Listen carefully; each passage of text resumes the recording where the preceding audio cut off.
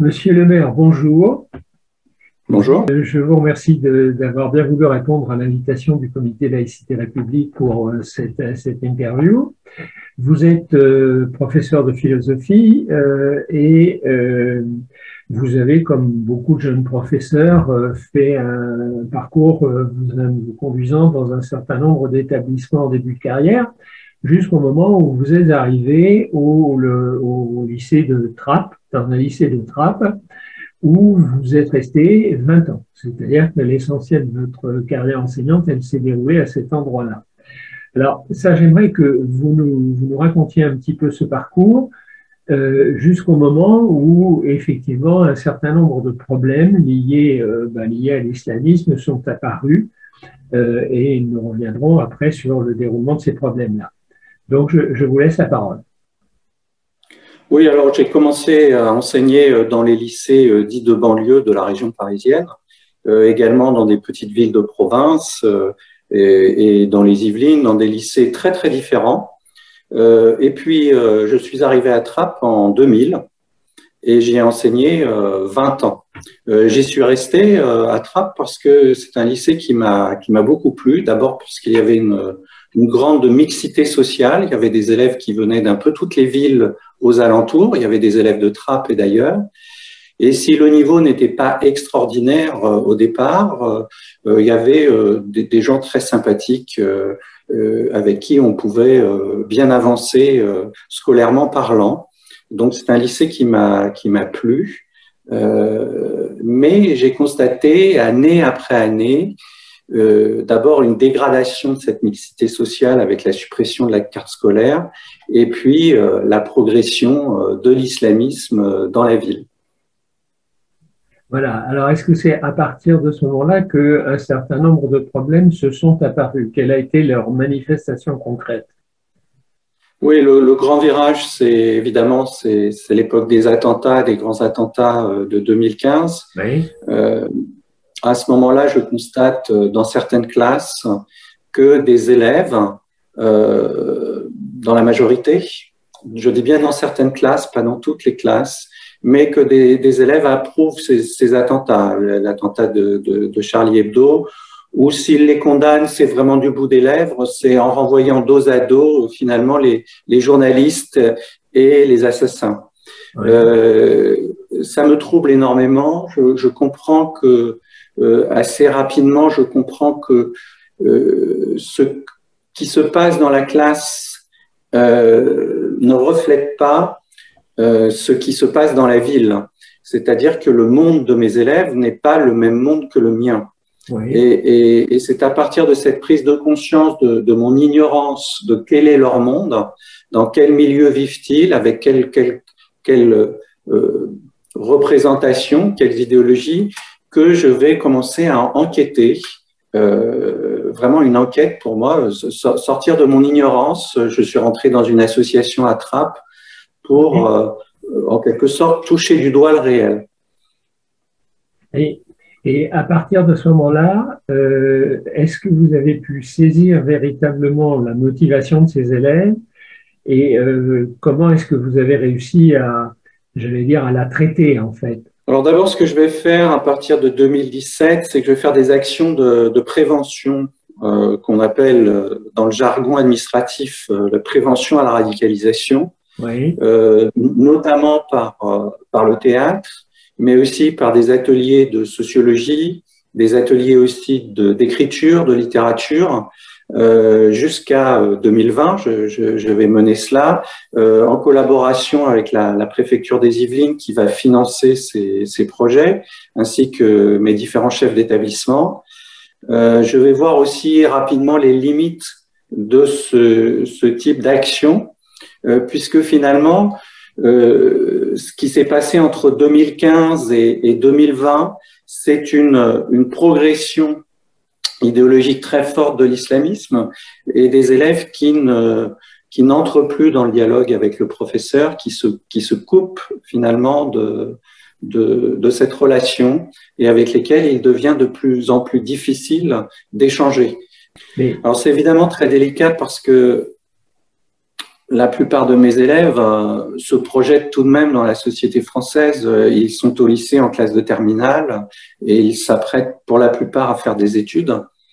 Mais cette progression de l'islamisme, je la vois dans le vêtement, dans ses pratiques identitaires aussi. Et tous ces signes vont s'accélérer entre 2015 et 2020. Alors, selon vous, cette imprégnation de vos élèves par l'islamisme, elle vient d'où? Elle vient de la famille, elle vient de prédicateurs dans les mosquées. Comment se fait ce virage? Parce que vous parlez d'une période relativement courte, en fait. En 3 ans, 4 ans, ce virage s'est nettement manifesté. Oui, en 2017, il y a une journaliste néerlandaise qui vient dans ma classe, Oui. donc qui est autorisée par le chef d'établissement à faire un petit film documentaire sur mes élèves et qui les interroge, ce que moi, je n'aurais pas fait en tant que professeur, puisque Oui. je suis là pour faire des cours de philosophie, hein, et pas autre chose, et je ne fais pas autre chose en classe. Et là, elle leur pose des questions sur qu'est-ce que la laïcité, qu'est-ce que ça représente pour eux, qu'est-ce qui se passe à Trappes, est-ce qu'ils connaissent des gens qui sont partis faire le djihad. Oui. Et là, les élèves donnent des témoignages très forts. Par exemple, ils racontent comment des prédicateurs, à l'entrée de la mosquée, cherchent à recruter les jeunes, des prédicateurs d'ailleurs qui viennent de la Seine-Saint-Denis, qui ne sont pas des prédicateurs de Trappes. Donc, ils racontent l'emprise de ces personnes sur les jeunes, la volonté de les convertir non pas à une religion, mais bien à un programme politique. Donc ça, ils le décrivent en classe. Il y a même une élève qui me confie après cette séance que ses parents, une élève qui se dit musulmane, et elle me dit, mes parents m'ont interdit mes frères d'aller à la mosquée, non pas parce qu'il y aurait des prêches à la mosquée problématiques, mais parce qu'il y a la présence de ces prédicateurs. Oui. Donc oui, une très forte présence des prédicateurs et ensuite une pression sociale qui s'exerce, une pression de contrôle pour être considéré comme un bon musulman. Et ça, c'est la pression identitaire est extrêmement forte. Alors moi, j'ai été frappé notamment parce que par un chapitre de votre livre, où vous parlez des départs pour le djihad. Et vous dites qu'apparemment, si j'ai bien lu, que c'est considéré par beaucoup de vos élèves comme une chose, je dirais, pratiquement normale, en fait. Il y a un moment où vous avez une élève qui dit « mais j'ai gardé des contacts avec des gens qui sont là-bas » et elle prend son téléphone portable et elle appelle un de ses anciens copains qui est à Raqqa, en fait.